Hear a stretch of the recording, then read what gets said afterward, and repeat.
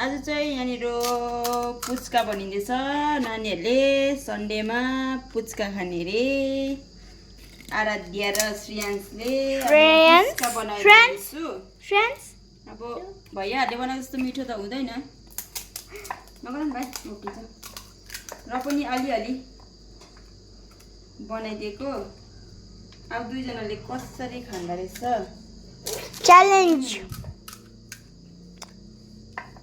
Challenge खानेको। लु खानुलाई रेडी? हजुर हालिदिनु त। ल हालिदिनु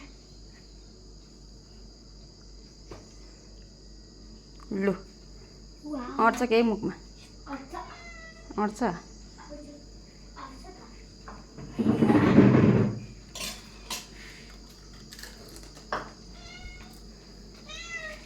कस्तो दामी? कस्तो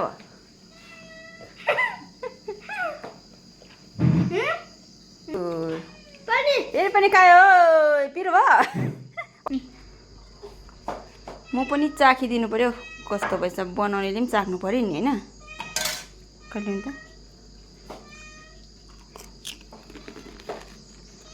नन पिस भएछ।